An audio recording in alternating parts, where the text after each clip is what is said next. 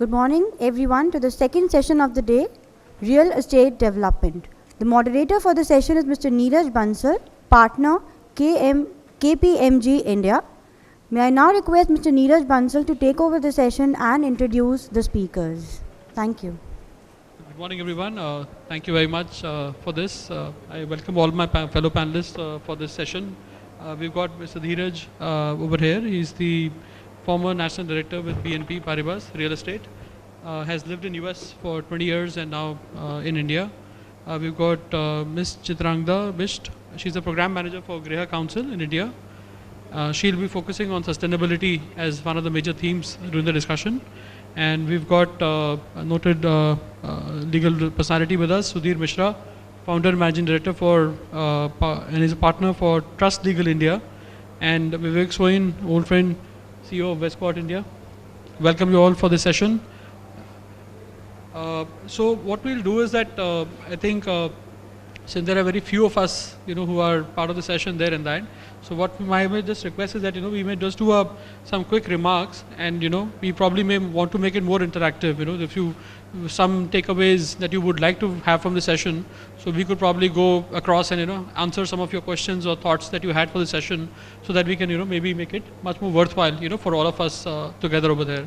So just to kind of kick it off, there that the real estate and construction sector, as you see in India, I think is getting a strong boost, from the various sides of things over there. While there is, of course, challenges on the rate and other aspects of it, or the let's say absorption in the recent times, in the last 1 or 2 years around it, but the demand for the real estate in India is real and is intact as well. And if you look at from the government side of it, so we've seen a lot of initiatives which have come forth, in the last, I would say, 1 year, where rules have for FDI been relaxed. You've got grand scheme which were launched in terms of the housing for all, the smart cities, the Amrut scheme. Then you also have in the last 5 or 6 months, more impetus being given to REITs, and also with focus around the Real Estate Regulation Act, which has been just enacted. So 1st of May, as it gets into force, it is expected to give a lot of confidence and comfort to the buyers over there. And finally, we expect that that the consumer sentiment should return to better.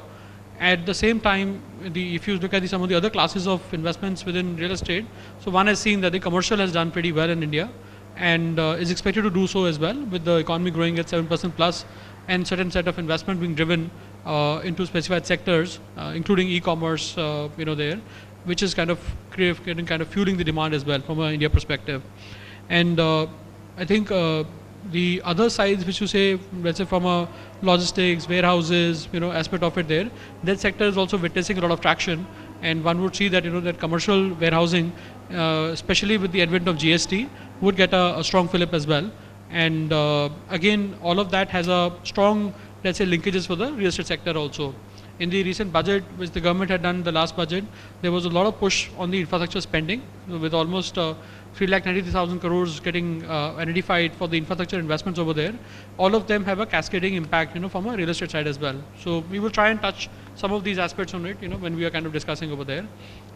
Maybe to kind of kick a start, I'll just request Vivek to just give a quick view in terms of, the real estate as an investment class, and also, his thoughts on, the funding in real estate, if that's okay. Hi, very good morning to you all, and thanks Neeraj for the introduction. Real estate. The first thing, whenever, say other day I was taking a walk in my local park, and I bumped into one of my neighbors, and he asked me, "Oh, you work in real estate. Is it good time to invest?" I was looking at him, what does he mean by that? Let me draw an analogy with stock markets. Do we say that is it good time to invest in stocks, or do we say, which stock to buy, and, we do go through a proper research and doing a stock selection? I will apply similar principles for real estate as well. First of all, what is the objective, when one wants to invest in real estate? Is it for self-use? One wants to stay there and live there, or is it for investment purpose? So I think that's the first basic question which anybody who wants to invest in real estate should ask himself or herself. I will come on, the ownership bit later, but if going to be treated as a pure investment product, then let's analyze the real estate as a pure investment product. Let's not mix, oh, maybe, I will stay there. Because I have seen tendency often in people, especially buying, who are interested in buying residential, they look as if they are buying for their own self-use when they don't have any intention of staying there. So they look at all those similar parameters and how they need to do it and how they need to look at it.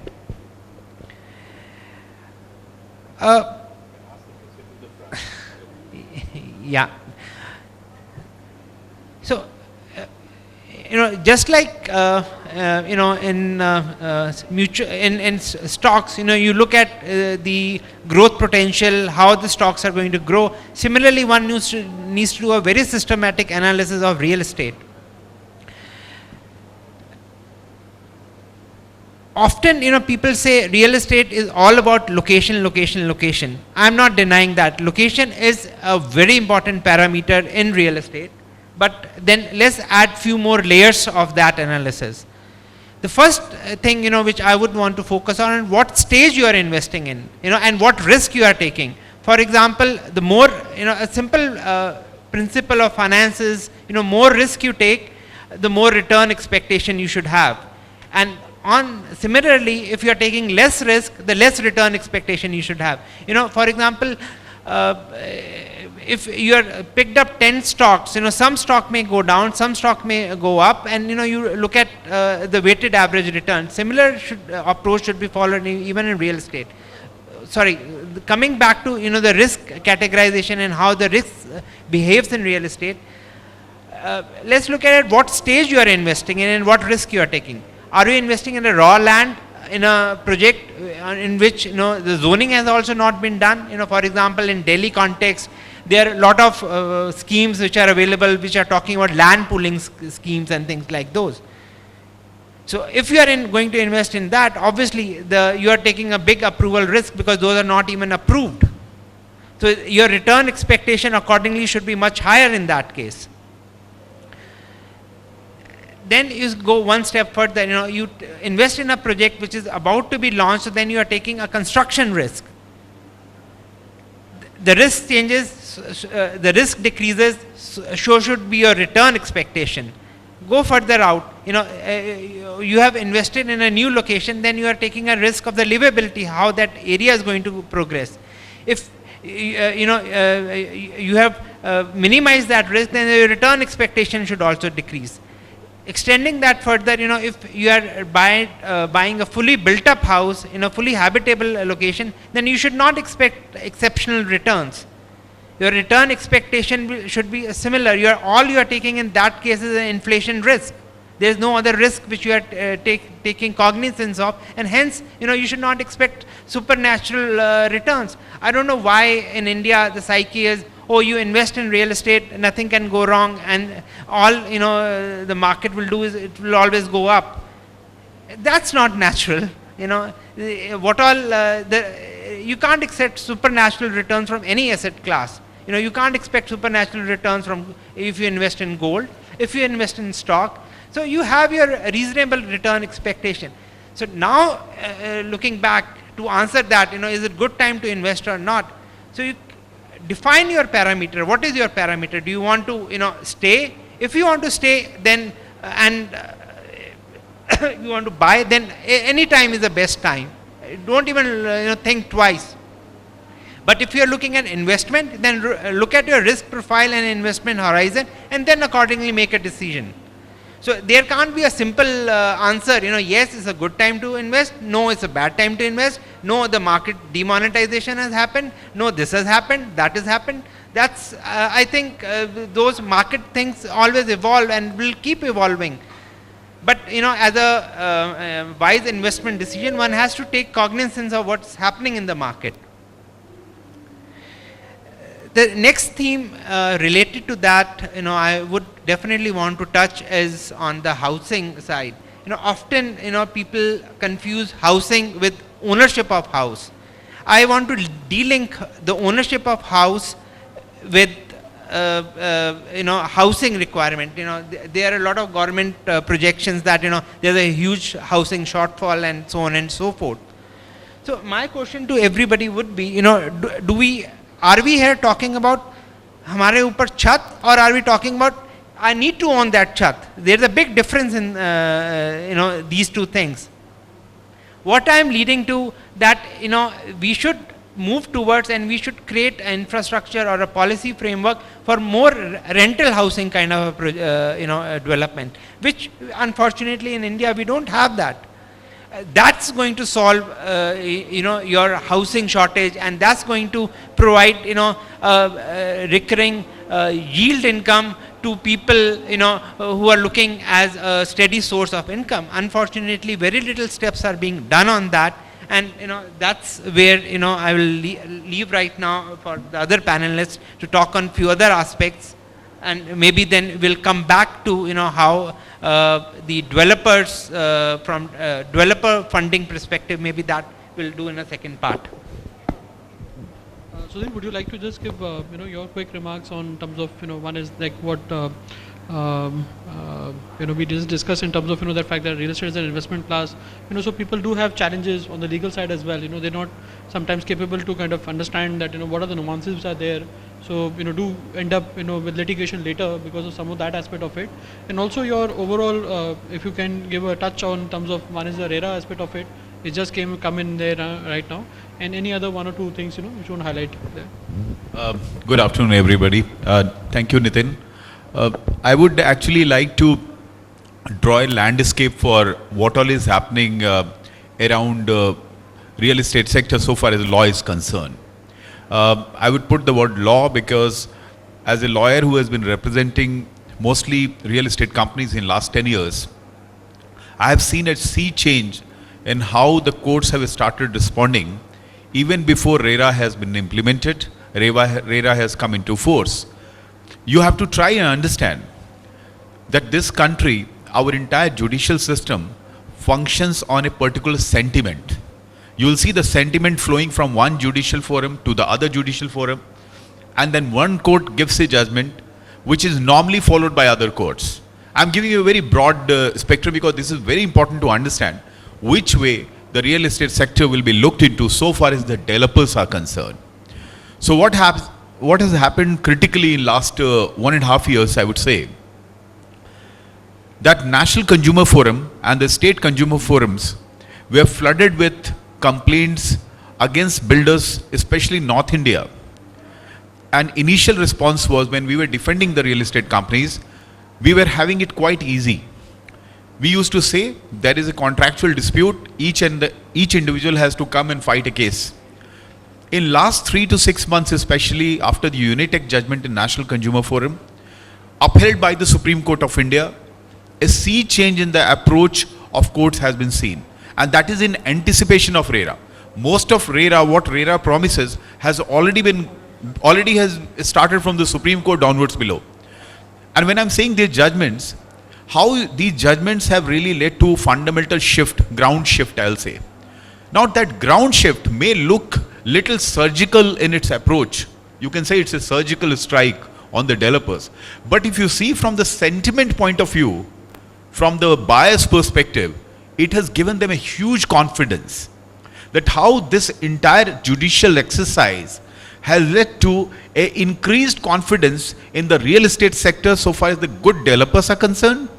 And I'm not going into the details because you have been reading, if you follow the news today, two major news would be on the page 3 of the main paper. I'm not talking about the Daily Times, page 3, the normal newspaper. One is about the climate change and the environment and the clean air, and the other is the real estate sector. Now, if you see the real estate sector, the most important factor is that you are being asked to give 12% interest for increased time period when you give a particular apartment which you are supposed to give.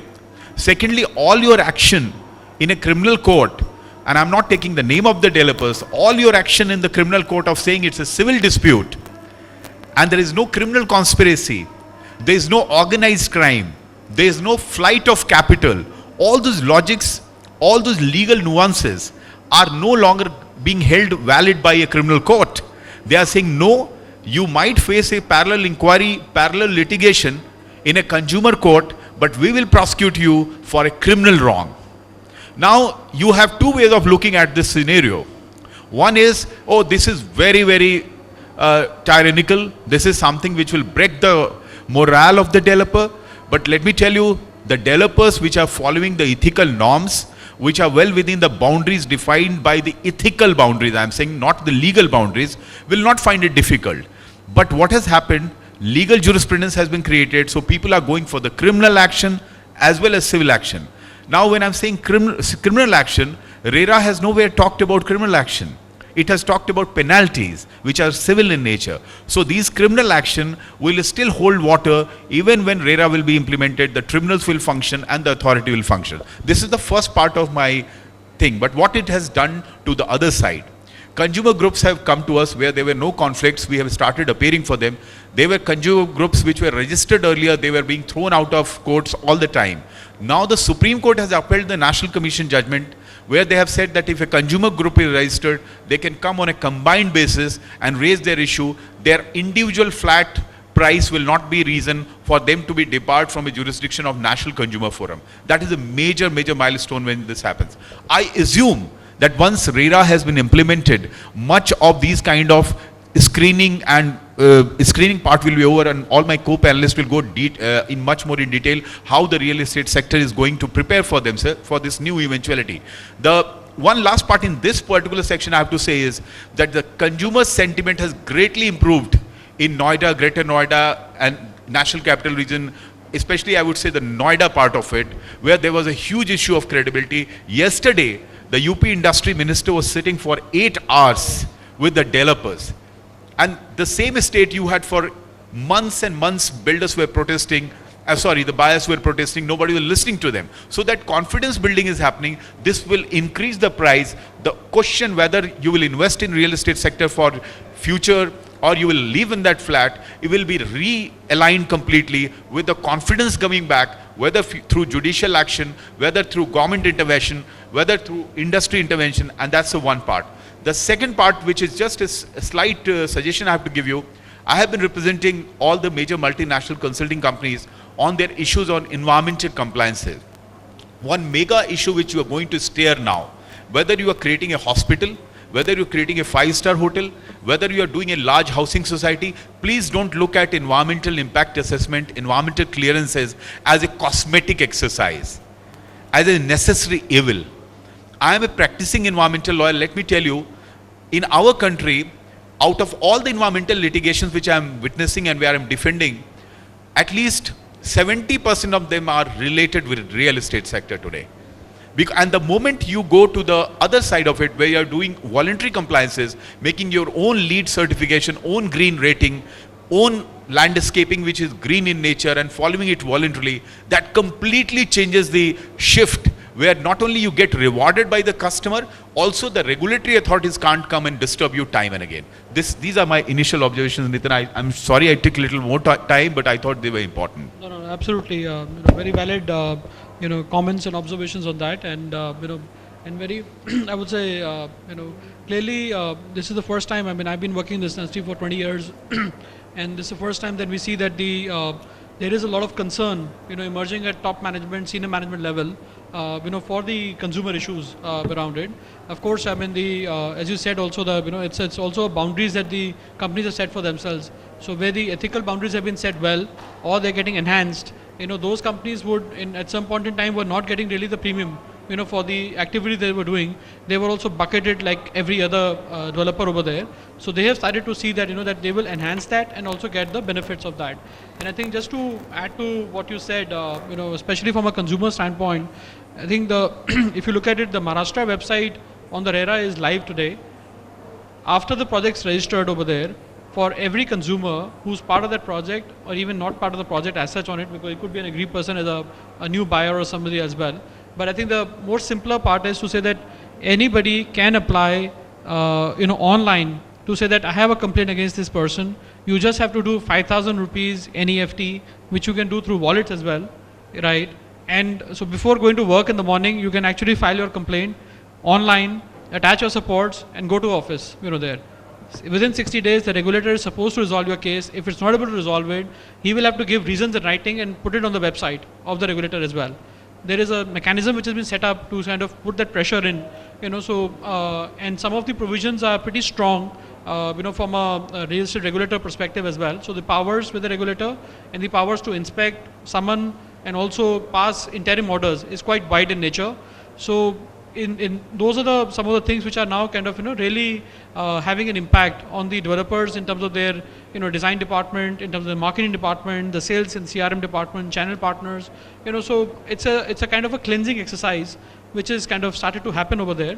Of course, when you do that, there is pain for some of the good ones as well. But I think at the end of the day, one would see some amount of consolidation, some amount of stronger practices coming for everyone. And the overall environment would become much more stronger and smoother for even the investments to come in much more clearer as well in that side there. So you touched upon, Sudhir, a very important part of the environmental aspect of it.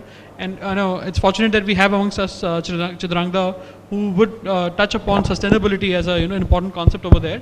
And then I'll request Dheeraj also to his initial comments on that. Okay, thank you, Neeraj. So good afternoon, everyone. So this was supposed to start in the morning, but it's already 20 past 12.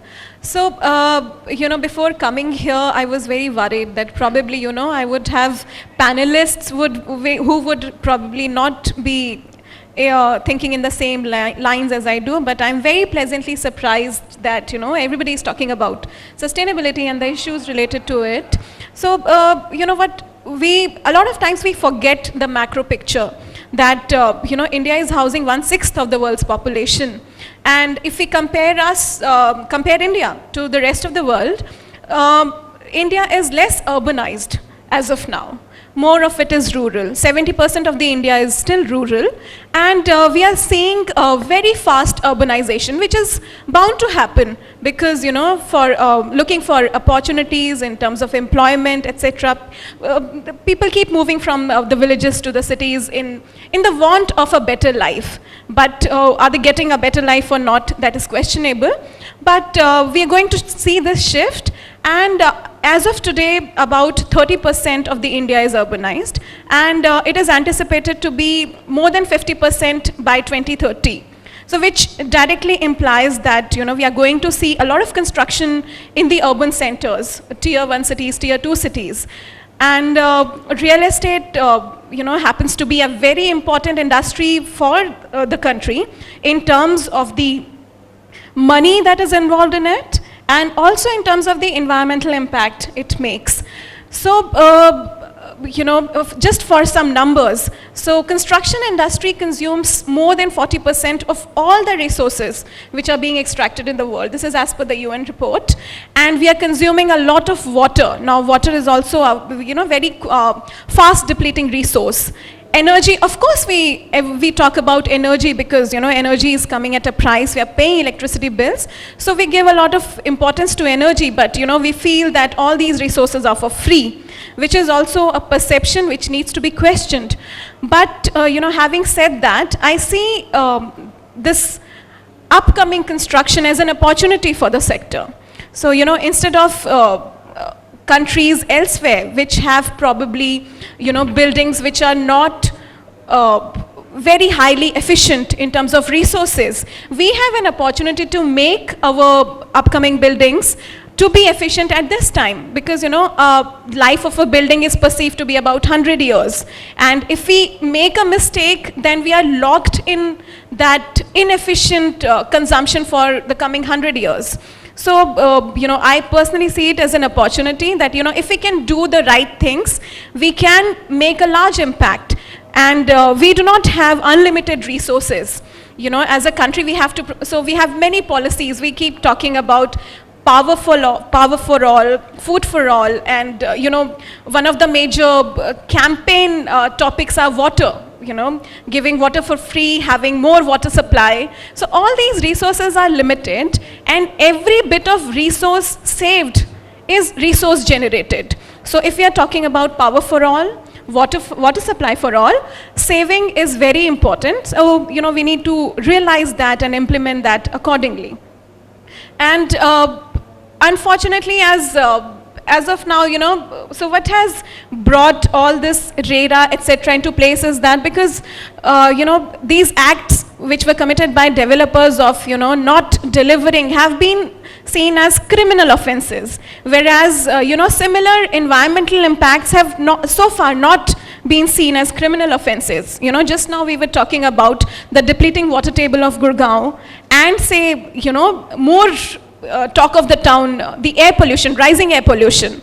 And the construction industry is a major contributor to air pollution because of all the dust that is generated airborne during construction activity, and diesel generators, which are also inefficient and highly polluting. So, these acts are not seen as criminal offenses because the effects are seen slowly. We are falling ill, people are having so many respiratory diseases, etc. Water table is contaminated. Somebody was telling me that in Uttar Pradesh, a lot of industries, although there are so many environmental norms, there are environmental clearances, but still, a lot of times the factories, etc., they release their untreated effluents into the ground. And just because, it doesn't make any direct financial impact, we don't see it as a big crime, but, it is indeed a big crime. So, sustainability is not an option. But we keep thinking that, okay, fine, this is another thing, probably we will have the building built. So our priority when we are constructing is to deliver on time, to make it most financially feasible, make the most value for money and have the best investment. But making an environmental balance sheet is important at the same time. So that is what we would like to promote. And the challenges so far that the industry has faced are, although this green buildings or sustainability is not a new concept, but still there is a huge lack of awareness at every level. So, even say consumer or a labor is one thing that, you would agree that there is lack of awareness, but even say the developers or the regulators, they are also not completely aware, and it is perceived as something which is going to incur additional cost, which is not the case always. And so a lot of times, buildings that are owner occupied, we don't have to sell sustainability to them because they have already seen the value. They see it in terms of reduced energy bills, reduced water bills, but the real challenge is to tap the developer which is going to sell this to some customers, say for example residences. The moment the developer has sold it to, he's out of it. So, he doesn't want to incur anything additional in terms of money into the construction of the building. So that is one challenge. And I'll also talk about how, the government is helping tackle with this challenge. Then the other is behavioral. We just find it difficult. We just perceive these things as regulation. So then what Mr. Sudhir Mishra was saying that, ethical developers don't have challenges complying with rules, regulations. Similarly, the ethical developers who are aware of the implications are not shy of adopting, say, GRIHA rating or, declaring their consumption patterns or having more efficient equipment in their projects. So, that is what is really required, and we would want all the developers and the end users to realize that. And talking about norms, we have plenty in place. There is environmental clearance which a project is required to take. Then, we are, for example, GRIHA is a rating system, which is a voluntary program, and, it sets aspirational standards. The problem with the industry is there are many laws, but they're not enforced properly. So even environmental clearance is just seen as a paperwork, and things are not really implemented. And that's where, voluntary programs like GRIHA, etc., can add value in implementing these laws. And so I was earlier mentioning that, how the government is trying to push sustainability because of course it is in the national interest. So having incentives for the developers has also, we have seen that it has pushed the construction of green buildings. For example, recently in Noida, etc., there was an announcement of additional FAR for projects that build green, which means the developer will have more floor area to sell. So with that, we saw a great push in the incorporation of sustainability. Similarly, in Haryana, they have announced an additional FAR incentive of 15%, which is also driving a lot of developers to adopt sustainability. And another unique incentive has been implemented in the Pune area, which is in terms of, rebate in property taxes, etc., financial incentives. So that is also given a push. So looking at it, having it mandatory is one way, having sustainability mandatory. So we say make certain norms mandatory, which are already there. So for example, environmental clearance is there, which would expect projects to have sewage treatment plant, or, environmental clearance requires project to adhere to good construction practices, which will lead to lesser pollution during construction. For example, having their diesel generators checked time to time, having air pollution control measures implemented on site, and another code which is in the process of being enforced is the Energy Conservation Building Code. So right now it is only for commercial buildings, and it is being enforced at few states. So Andhra Pradesh, etc., are a few states, and we are hopeful that it will be implemented very soon in all the states. So as soon as Energy Conservation Building Code is enforced, it will ensure some minimum level of compliance with, say, green buildings or sustainability. But the voluntary rating programs are always there to push the market towards higher performance and better constructed buildings. So there is always this question of sustainability does not make business sense. So in that also we have seen a large shift in the last 10 years. So 10 years back, if you would tell anybody to have renewable energy on their project, they would say, it costs me so much. Say per unit cost is electricity generation by renewable energy on my site is going to cost me 16 rupees, which I don't see of any benefit. But if you see at a situation like Gurgaon, where there are so many power cuts and we are depending on diesel power, which also doesn't cost very less. I think, it costs anywhere between 14-15 rupees per unit. And but what we saw, the good development in this area was the rooftop solar policy that was implemented by Ministry of New and Renewable Energy. So there are RESCOs and there are business models through which you don't have to invest in renewable energy. You can have any DISCOM or any service provider to have renewable energy installed on your site. And the cost of electricity generation has also come down to up to 5 rupees per unit. So sustainability is making more and more business sense. So, what I would like to say is, I would like to end by saying that, sustainability is not a choice, and we all have to contribute our little bit to, of course, it takes effort, but the effort is in the common good. So we have to adopt it.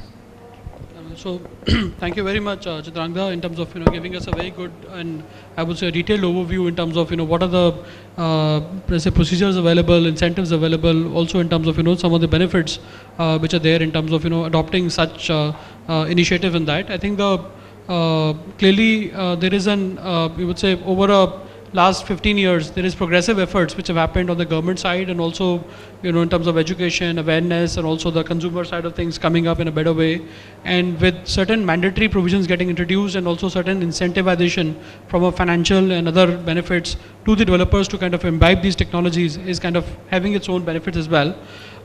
As always with the new things, like we saw when the fire norms were kind of enhanced and emphasized on for residential commercial part of it there, so you have to have a mechanism of strong deterrents or mandatory provisions to come in maybe at the initial stage, while the awareness is less at the end of consumer side of it or the user side of it.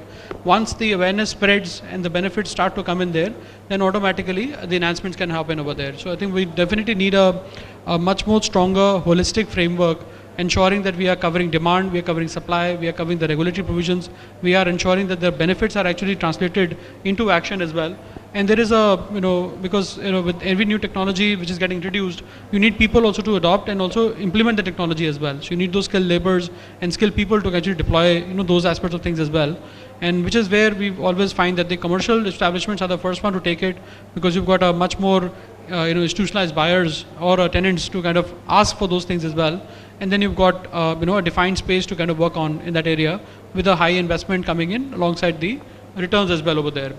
And so with that, I'll request. Neeraj, just 1 second, and Chitra, maybe if you allow me, I just want to add one specific thing to that. Sure. Yes, on environmental side, lot of things is being done from the regulation, and the expectation is that, the regulator and the developer should do it.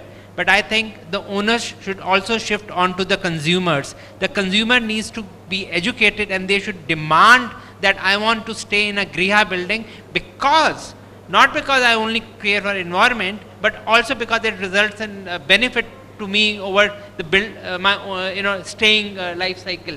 My electricity cost goes down, my utility charges goes down, my space, I need less air conditioning. So those kind of benefits, I think, as a government body, you should even educate the consumers that these are the benefits. Yes, you are going to do good for your future generations, but for your own generation, you are going to save few dollars. So that's important. Yes, so I think I agree with that, and we are also trying to work with the stakeholders here.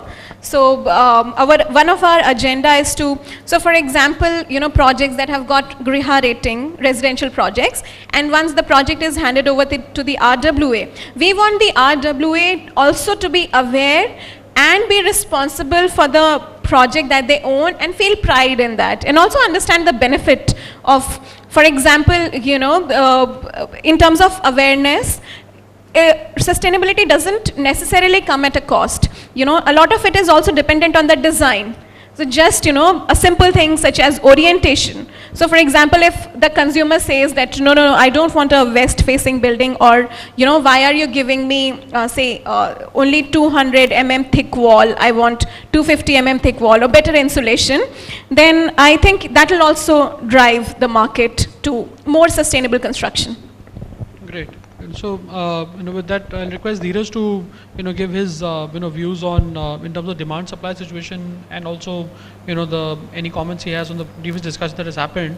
And specifically, if you could, Dheeraj, with your, great experience that you have on the disaster preparedness, if you could give up, people in terms of, just a quick snapshot of, from a disaster preparedness as well, what are the few things we should be looked at? Hi, good afternoon, gentlemen, ladies and gentlemen, and esteemed panelists here. Okay, I think most of my friends here, my co-panelists, have already touched upon a lot of numbers, figures, also functions.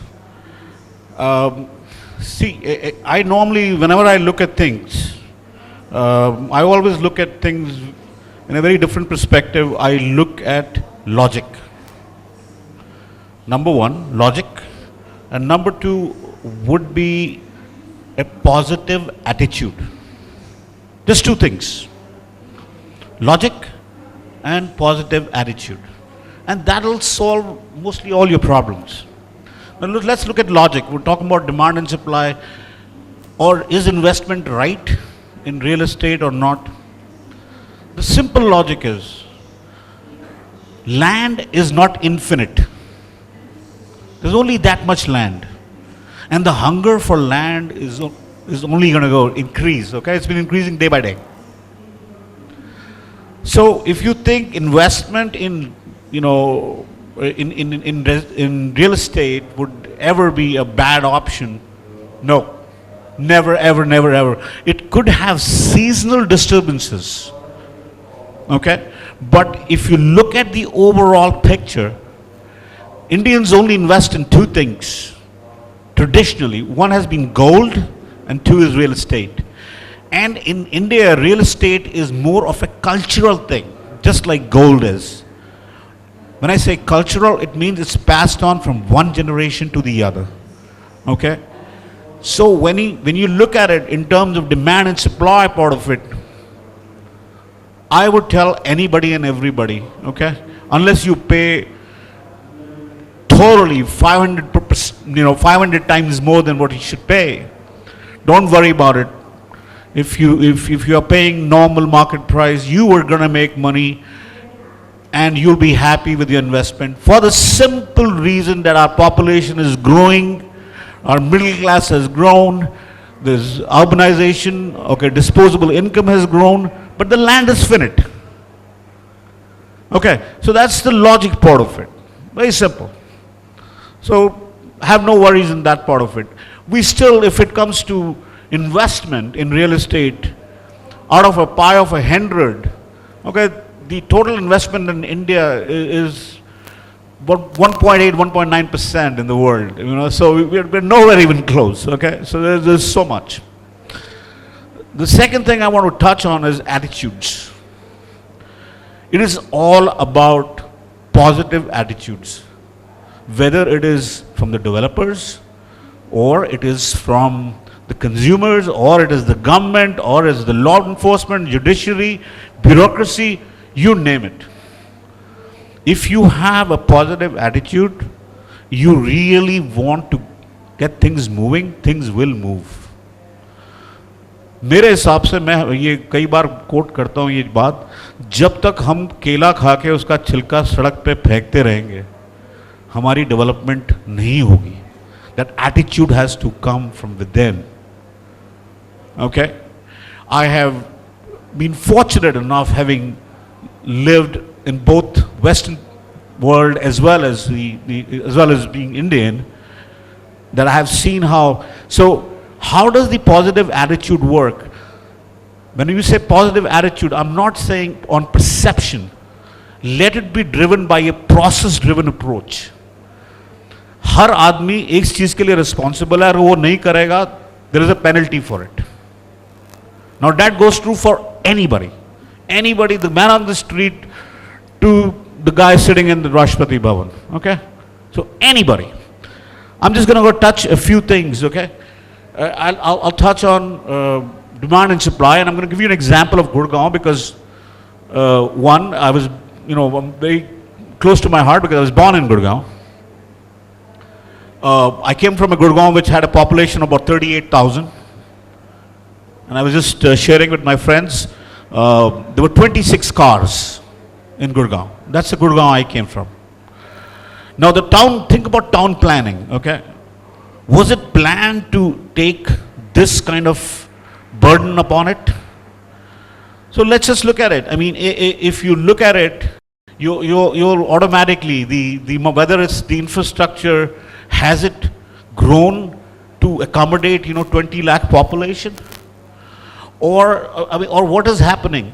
I personally feel as a professional in this arena, completely haphazard development, complete chaos, top to bottom, in every discipline. Okay, I mean, if I was to touch it, the lady next to me was talking about sustainability, was talking about water, okay? The time I was growing up in Gurgaon, they said, and I was sharing with the guys that Gurgaon as in Gurugram, as in Guru Dronacharya को जो दिया गया था, धृतराष्ट्र ने दिया था, उस जमाने में कहते हैं कि अगर आप एक तीर मारो तो 5 फुट से पानी निकल आता था. आज आपको 60 मीटर से ऊपर जाना पड़ेगा. We are leaving nothing for our future generations. Nothing. And who's responsible? Each one of us. Of course the developers, of course the bureaucrats and the politicians. Keep drilling water out of the ground. Okay, let the water level go down and down. What do we have to give to our future generations? Nothing. Absolutely nothing. Forget about water. Now let's take power. आज भी millennium city call Gurgaon, मैं आज ही अभी share कर रहा था यार, हमारे यहाँ 5 घंटे का पावर कट होता है. What millennium city? 5 घंटे का power cut. Okay, there are 40 malls in Gurgaon, 40 shopping malls. Requirement, I'll tell you a benchmark, for a population of 5 lakhs you need one shopping mall which is about half a million square feet. Okay? हमारे पास 40 है. और 40 की 40 सारी generators पे चल रही है. The entire mall mile is running on generators. We are screwing our environment. Gurgaon में जीने के लिए, आपको मरने के लिए कुछ और करने की जरूरत नहीं है, सिर्फ सांस ले लेना. All you gotta do is just breathe. And I'm telling you, you're guaranteed to die very soon. Okay? उसके लिए कुछ करने की जरूरत है ही नहीं. Developers को, I don't know if anybody has seen developments happening across the globe, or if you go to the western part of the world, पूरी जो साइट होती है उसको ढका जाता है, so that there is no dust which is spilling over. We are talking about rainwater harvesting. Bullshit. Excuse my French. It's a joke. Rainwater harvesting is a joke. I can go on and on and on. RERA बना दिया है, very good. Who will enforce it? जितने मर्जी law बना लो, enforce, वही बात है ना. There's a phrase in English saying, you know, while I was planning, God was like laughing at me. तू प्लान करता रहा, करना तो मैंने ही है.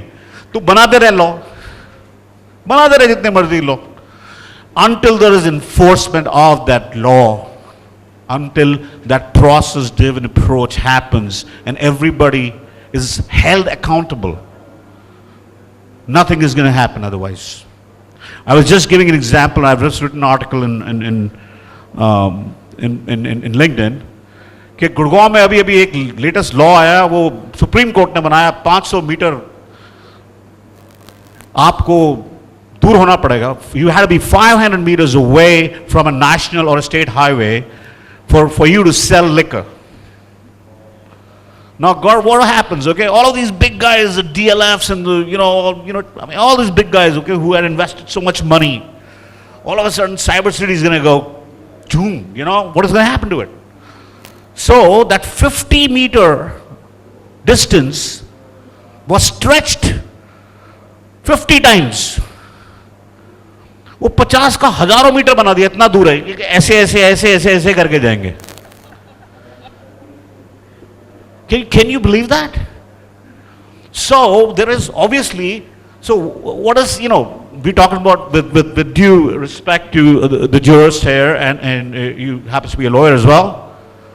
What did we do to Supreme Court? We ran it over. To hell with you.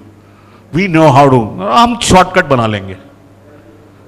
Okay, so there's, all of a sudden, yesterday, there was a one-page ad, day before yesterday, in Times of India, on the front page saying, we are back in business. Come drink. That's a slap on the Supreme Court of India. Now, it is not a fault of Supreme Court also. The fault, where does it lie? Can anyone tell me where the fault lies?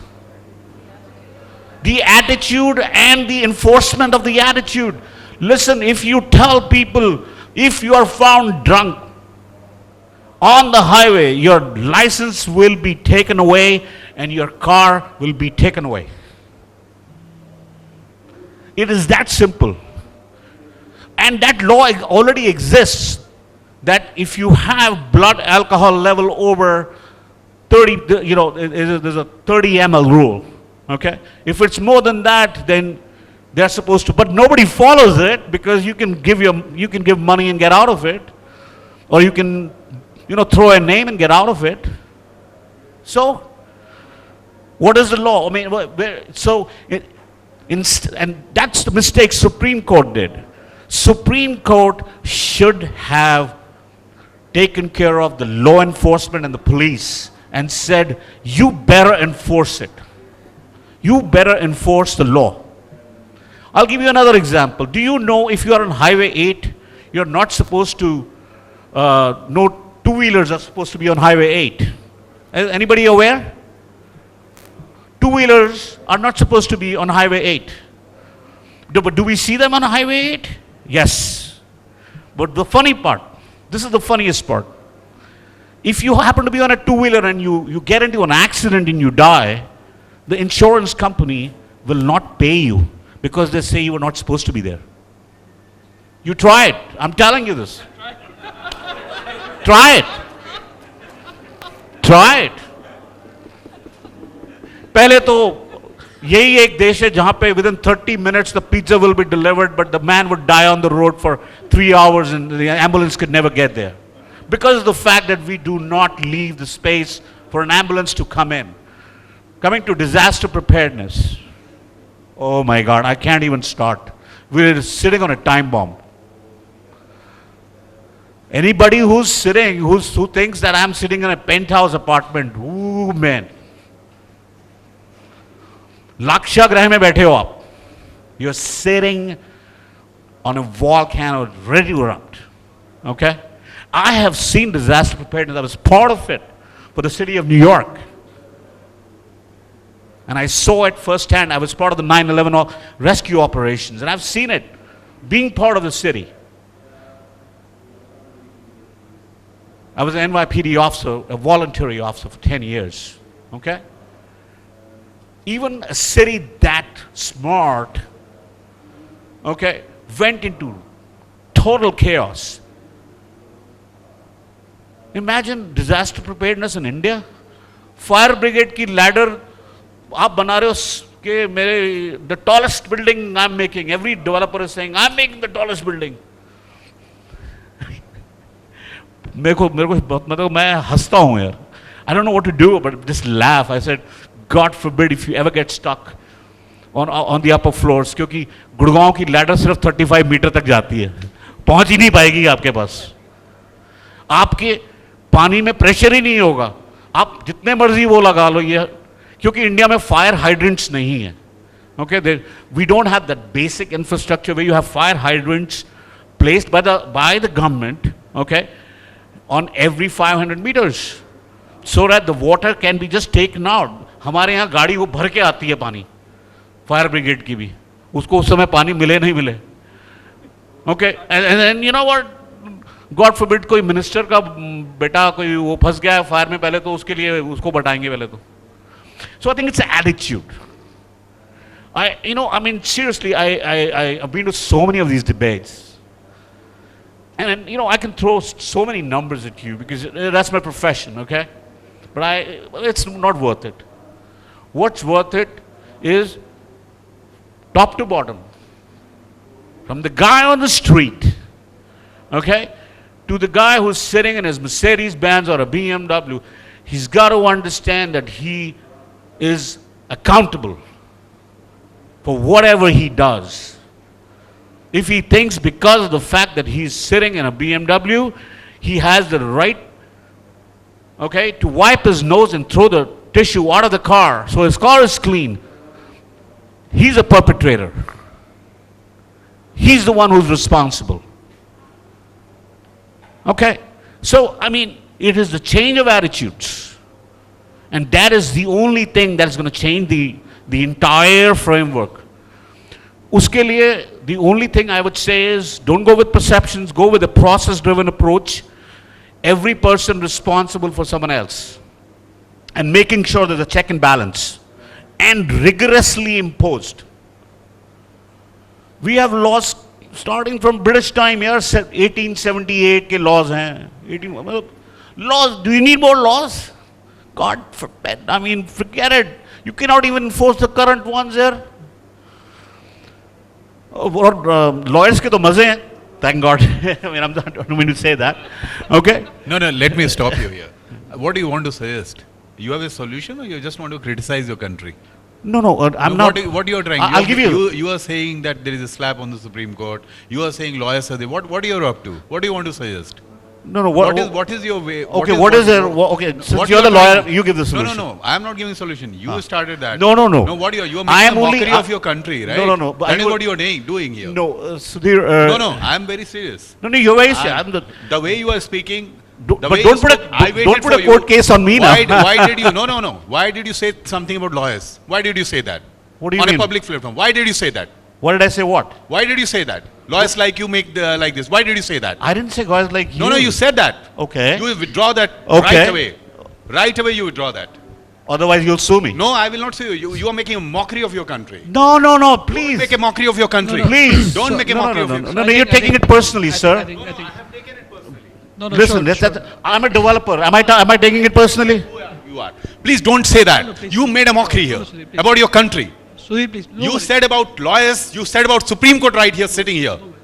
You made a contemptuous statement against Supreme Court here. What are you talking? No, I think, I'll leave it to the audience to so I think, leave it to the audience. I think we are dealing with, a large number of issues, as it happens in the, I think as, there are large number of issues that all of us deal with, certain times, there are a certain, you would say that emotions which do often come up as well, there. And I think all of us over here are part of the same country and same challenges that we face as well. Sometimes you have solutions, sometimes we don't have solutions, and sometimes, the fact that solutions are taking longer time does give a lot of challenges to us as well in terms of, the pace and the, the intensity of that. And if you're kind of on the other side, facing the brunt of it, it does create, difficulties over there in that. I think the, I would say that the, I think to all my fellow panelists around it, that the, the purpose that all of us are here together is to see that there are certain genuine concerns and issues, the real estate sector is facing right now. And we definitely highlighted most of them as well, there. And when you look at the, large country like India, wherein there is a lot of history as well in terms of how things have happened around it. Whatever we are facing today is not something which other countries have not faced. If you just pan back 50 years, 100 years, 150 years around it, every country has had real estate its own challenges as well. Everywhere it was a unorganized sector, a lot of mafia involvement as well. The way the land was acquired, the land was done and developed as well.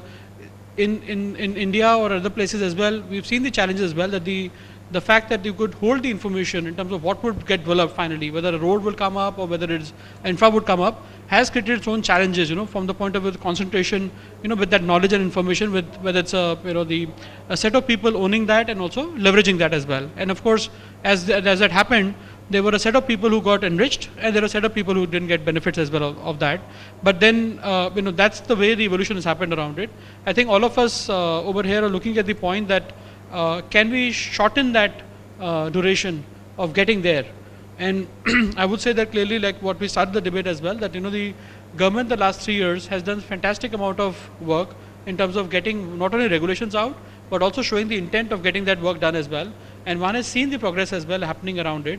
And I would say clearly that from a real estate side of it, the Real Estate Regulation Act, which has been enforced on 1st of May, as it kind of gets done in a complete manner, because of the digitization which is going to be with it, because of the fact it's like a Right to Information Act implemented by the government for you.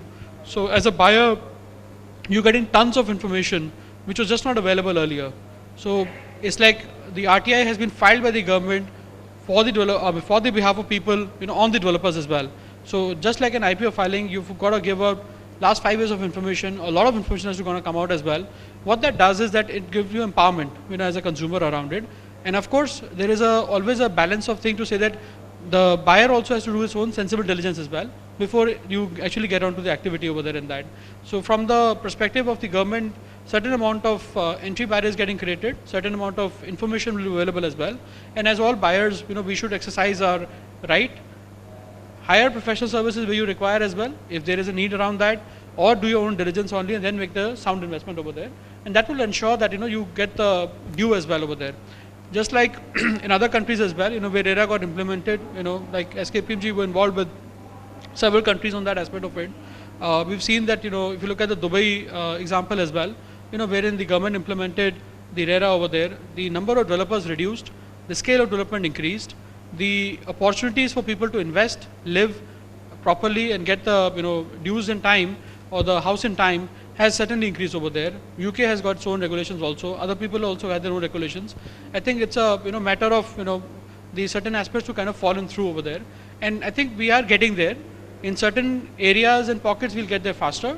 Where there is much more knowledge and relevance around it. Like you see that if you look at if I'm just panning out to say that if you compare the developers across the country, the developers in the south typically because of the fact that kind of consumer they were facing, because of the IT graduates and IT kind of segment over there, where the office space was also there required, and also the general population over there had kind of lived overseas and then had come over here.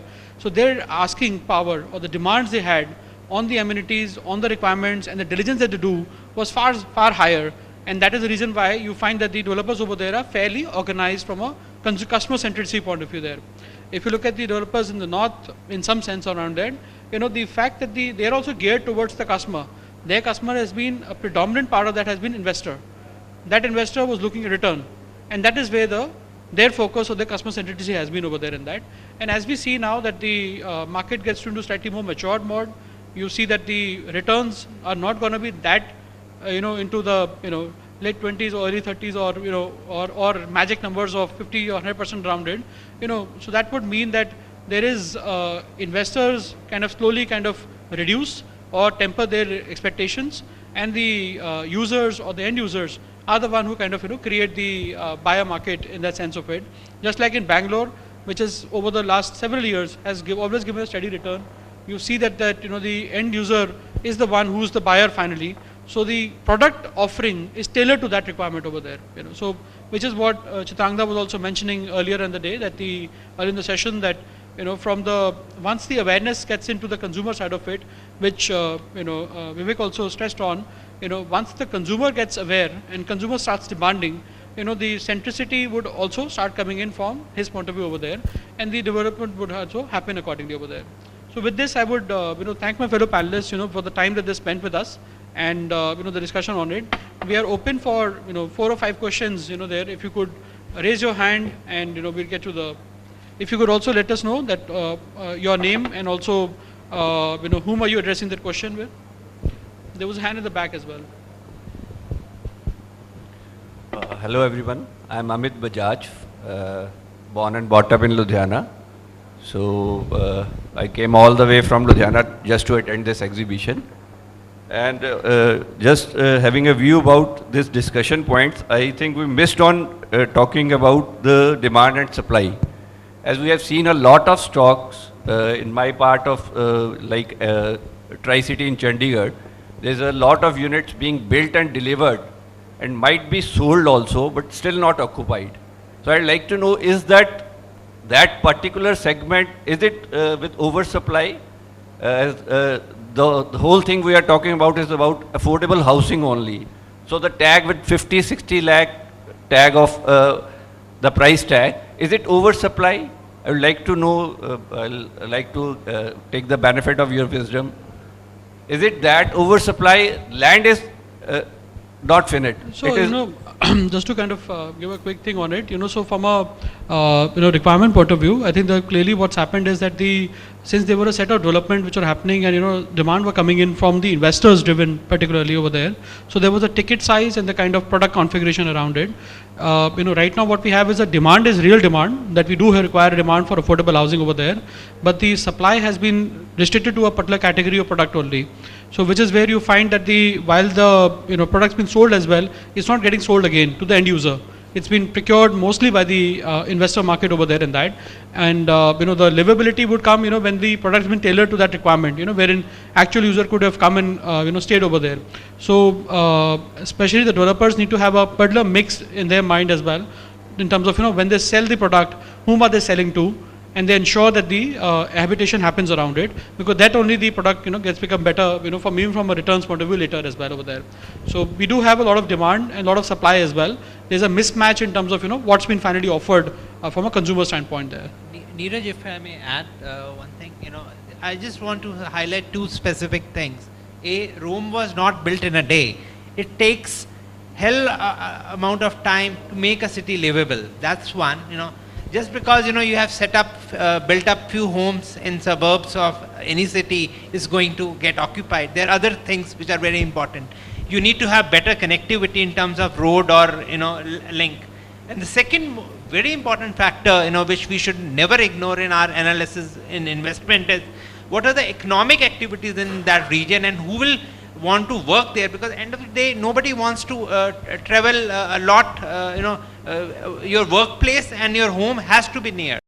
So for example, I give a perfect example in NCR context. We have Greater Noida, excellent infrastructure, far better than Gurgaon, but the demand in Gurgaon is more because the underlying economic activity in Gurgaon is many times over than what is in Greater Noida. In Gurgaon, you have got whole range, you have got multinational offices, you have automobile sector, you have got, now all your e-commerce and all related industries, all the way going up on NH8 to Bhiwadi. So it's actually the underlying economic activity in that region which is driving the demand. Just because you have built up homes, don't expect them to get filled up. That would be my take on that. Sure. Any other question? There's a gentleman over there has a question. Hello sir, my name is Arun. Could you be louder, please? My name is Arun. Okay, and my question is like more or less same that we. Just to keep the mic to your mouth. Hello. Yeah. Yes. So I'm saying like you are saying that demand is there. You are saying that demand is there, but as I see that inventories that from NCR region or maybe Mumbai or anywhere we see that it's in lakhs, and the quality of the products like flats they are building, I don't see their life more than 30 years, 40 years. So again, like if you're talking about investment or something, then what is the benefit if we are getting that kind of quality, poor quality products and then demand is also less? Sorry, if you may want to quantify demand for what? Demand for buying new houses or demand for people staying in that? No, so in Gurgaon, just to give you a little more anecdotal information, I don't have unfortunately data to back it up. Yes. If you have in a habitable sectors, not out in suburb, if your house is delivered to you, it will get leased. So it means the end users are there who want to stay in that house, but the affordability is an issue. They don't. For example, a young executive who has just started his job, he cannot afford 2 crore worth of cost. But he is willing to stay there and pay a rental of 20,000 a month. So that's where I was referring to in my discussion earlier on that we need to focus on the rental market. How do we focus on that? What is the requirement from various people? From government, you want stamp duty rationalization. You want corporate ownership of houses. Why should, if I say, for example, I'm not from Gurgaon, why should I buy a house in Gurgaon? I'm there only to work for 4, 5, 10, 15, 20 years. No, my home is, up there, say, maybe I have come from some small town in UP. I want to go back there. And that brings back the sustainability aspect as well. Why necessarily we need to, build cities? Because building cities cost energy, it costs resources. Have a diversity, and I think that's where we are forgetting our basic principles. And I will reinforce, what Gandhian policy is. Take employment to the villages. He was a great economist. If you look at the Gandhian philosophy, take jobs to the villages. Why spend resources building massive cities, massive high rises, and have related problems? Take jobs there. Let people stay there. Let people have a better quality of life. In cities like Delhi, you don't even see sky, and what all sky you see is a grey sky. So, sir, that is right, but that is something different. Like you're talking, I'm saying that about the investment opportunities, the quality of the product they are delivering is not that good. So, investment is not that kind of. Investment by whom? And again, that's where, when I started my discussion, I wanted to focus on that. What is your objective? His concern is on the fact that when you're looking the investment, the quality of the product, which is being built up is not good on that. So that's where the GRIHA comes in. Right, but and again, that's where, implementation is the issue. That's where, it's very encouraging to hear Sudhir saying that, the overall judiciary mindset is becoming pro-consumer centric. And I think that's what the developer community has to learn. They have to be a developer focused. Right. Sorry, have to be consumer centric. You can't, if somebody is spending 2 crores, which is a massive amount, you can't treat them like, oh, I'm not going to entertain you. So that's good thing, which actually the RERA is forcing people to do that. See, I'll add some figures to it if you want. See, like for example, Gurgaon, the median income in Gurgaon is about 6.5 lakhs per year, okay, which translates into about a 50,000 rupees a month income, okay. Now, as a thumb rule for a bank, okay, this is an approximate, multiply that by 60. That's the amount of loan that they can get. So you're talking about what, for a person whose median income is 6.5 lakhs, he can get a loan of about 30 lakhs. So what can you buy within that 30 lakhs is the thing. So Gurgaon situation, like anywhere else also, which might happen in Chandigarh as well, it has been of flood and famine, which is some categories have lot of availability, and there are certain categories which do not have as much supply.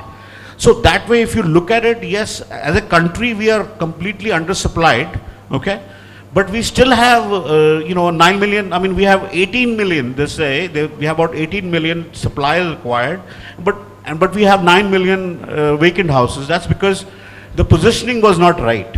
So unless and until you have the end user into perspective, and for that you have to, their income levels have to be taken into consideration. But the answer what he gave is very right, okay. Looking into rental markets across the globe, that's what happens. People get into rental markets, like for example in Gurgaon, for that matter, there are about 50 management colleges, okay. I'm just saying MBA schools. So whether getting into school housing, okay, which is like for, where they don't have hostels, and so you have a lot of people who have come from other cities to come and work in Gurgaon. Okay, so that kind of, so these are out of the box, things that can be done.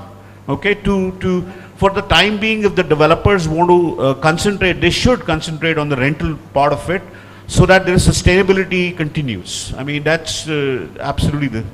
Sure. Any other questions? Thank you. Over here. Take it as the last question. We'll take this as the last question. There is that. Yeah, I'm Shashi Gaggar from Ultratech. Taking cues from gentlemen from Ludhiana and Dheeraj's answer and Mr. Vivek's answers, I see a great anomaly. Like he said, there are 19 million units lying vacant. Bombay has, I believe, an inventory for 4 years, and it is neither occupied nor rented. It is just lying vacant. And on the other side, we have this, the dream of the Prime Minister, HFA 2022, where we intend to build around 60 million houses or so. So what is the way forward? And what is, like he said, the ticket size there is a mismatch in the ticket size. So what is the way forward? Because these houses which are in the metros or even tier 2 cities, there is nothing between say 25 lakhs to 75 lakhs, which somebody can, the middle income group can afford. So what is the way forward for the real estate industry to meet, the vision of the Honorable Prime Minister, and, to clear this huge inventory, which is a huge amount of money blocked, dead investment, which is blocked. Economy like in a developing country like India, these kind of dead money is, it's a big dampener for the development. So what is the way forward? What is the solution? I mean, the learned panel can throw some light. So very quickly, just 2-3 points in that. So first of all, from the number which is there, 18 million, 19 million, that's like a 4-year-old number. So there is a lot of increase which have happened to that as well. In that, 90-95% demand is at the EWS section over there, which is the low income segment, completely housing required over there. The inventory which is lying today is of a very, very high value inventory over there. Just like a stock market, if you purchase a stock at a high price and the stock market goes down a bit, you just can't do anything with that stock for some time over there. You have to wait and see that, if the prices do come up at that level and that stock has fundamentals, wherein the stock would reach that levels again because the stock really had good power in itself over there. So, then you would be able to liquidate over there. Otherwise, you have to take a haircut and move out, from that stock over there. Real estate in India for the last, from 2000, let's say 4 to 2010 or 11 kind of a period, it was behaving like a stock market only. It was not really, a kind of a commodity or like in terms of a real requirement aspect of it there. So, people who invested in that period of time, if they're facing certain challenges, they are facing challenges because of what they did as well. without diligence, without adequate, let's say, idea about it there. While as a consumers, at an overall level, a lot of people would kind of say that, it's a single investment that they have done. It is, as a individual, they have gone about it. But while that is an individual investment, a number of cases are also of the investment cases only, finally, which are getting bracketed as a individual consumer case around it there, just as a broad point over there. The second is in terms of, the thing that from the point of view of the housing for all over there, I think in the last 3 years, progressively, there are a number of steps the government has taken. All of us can argue that whether some of them could have been taken earlier or not, but in this last 1 year, if you look at it, there's been a lot of strong focus on it. The government's come up measures on the demand side and also on the supply side as well. With the credit linked subsidy scheme, which has just been introduced by the government on 31st December, the Prime Minister only mentioned that, and finally now it's effective from March end. So that has a very strong positivity from the supporting the people at a low income level with a good credit linked subsidy which has been offered to them around it. The administration, the kind of usage of that would also determine that how it kind of pans out over there. The housing for all, the PMAY, the Prime Minister Awas Yojana, again has both targets as well as scheme which is there and that. Initially, the response to that scheme has not been excellent because again there were challenges with that part of it. But I think the government in the last month has convened a series of meetings, including with the secretary level over there, including the PMO secretary level also around it. So one is expecting that there will be a much more harmonized approach going forward, which would mean that more projects will come into PMAY and also the distribution of the funds would happen accordingly, from the users' point of view there in that. If you look at the developers, the mindset for the developers as well, whether they stays longer term or not, at the current time, a large number of serious developers are looking at that segment in a more attractive way. Also looking at from the point of view of the fact that how can they make returns. The perspective has to be that when you look at affordable housing, mass affordable housing, it has to be done in a more manufacturing mode, and that would mean that the returns are less, but you've got a volume over there in that. But that mindset change by the developer has its own challenges and takes some time as well, and which is what we are churn that we are kind of seeing as well over there. Because once you bought a land at a particular price, if you bought something else and you wanted to do something else, if you reconfigure it and you have to reconfigure the organization as well, it takes time to kind of get there around it. So I think very, very in a complete summary manner in that, demand's real as well, vacancy is also real, there, and certain vacancy is because that people had bought those at investments. They were not really bought as second, third, fourth, fifth, sixth investment as well. They were not really supposed to be to be habitated over there in that. So in the expectation of a better return, one has tried to continue to kind of hold on to it, and the market's not behaving like that. So you will see that vacancy to be continue to happen as well over there. So with this, I would thank my fellow panelists for their precious time. I think they've really supported well in terms of the discussion part of it, and I think we had quite a different flavors coming out also from the discussion point. I think we've got different personalities, different experiences. Usually in panels, we've got sometimes and I would say that interestingly we have experiences both from overseas and India coming up as well in this panel over there. So thank you very much for your time. You've been a very patient audience and helping us with this discussion. Thank you very much.